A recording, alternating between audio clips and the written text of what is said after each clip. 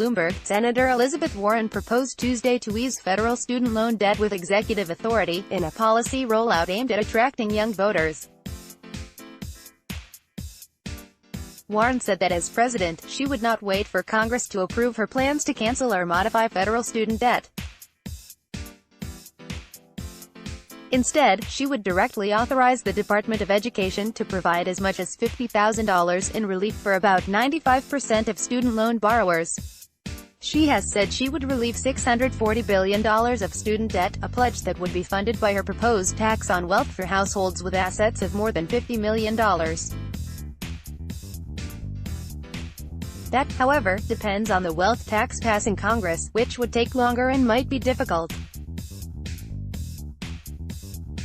Warren trails Senator Bernie Sanders in support from younger voters, a crucial bloc for Democrats in the November election. Under the Higher Education Act, Warren argued, the Department of Education has the discretion to modify, compromise, waive or release student loans. She says that would allow her administration to cancel federal student debt.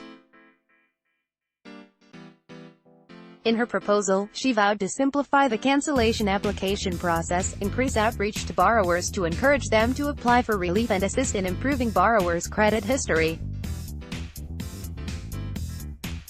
She also promised to end federal aid to for-profit colleges, crack down on predatory lending and address racial disparities in the education system. Our government has cleared far bigger hurdles to meet the needs of big businesses when they came looking for bailouts, tax giveaways, and other concessions, Warren said in a Medium post on Tuesday.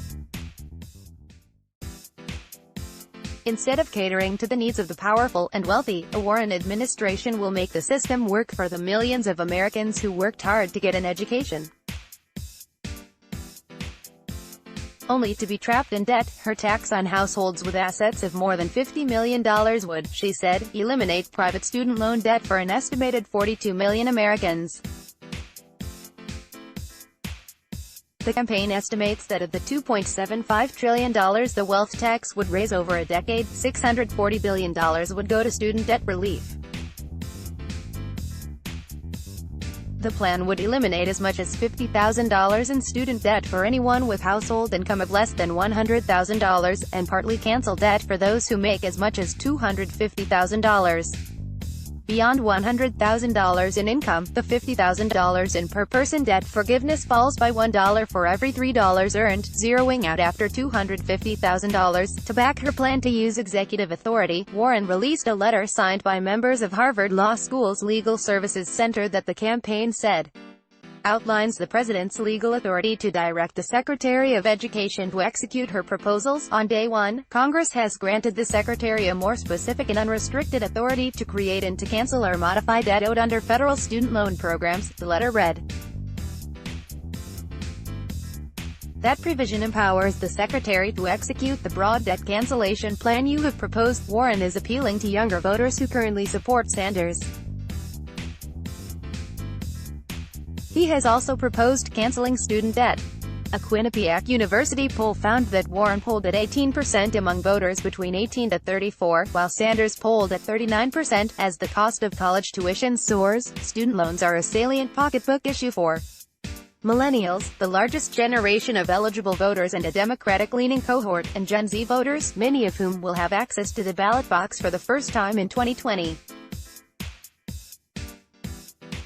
Student debt topped $1.63 trillion in late 2019, according to the Federal Reserve. Warren has zeroed in on the issue as a senator and presidential candidate. Last week she proposed to allow people to discharge student loan obligations in bankruptcy. A Quinnipiac national poll in May found that 57% of Americans support Warren's student loan policy, while 40% oppose it. Among Democrats, who will begin to pick their nominee next month, 79% supported it.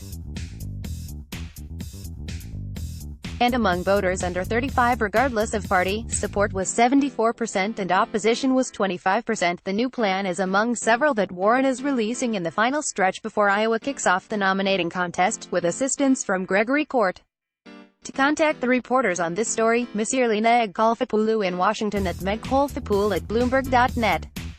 Sahil Kapur in Washington. It's Kapur39 at Bloomberg.net. Contact the editors responsible for this story, Wendy Benjaminson at Benjaminson at Bloomberg.net. John Horney. Copyright 2020 Bloomberg LP. Let's block ads.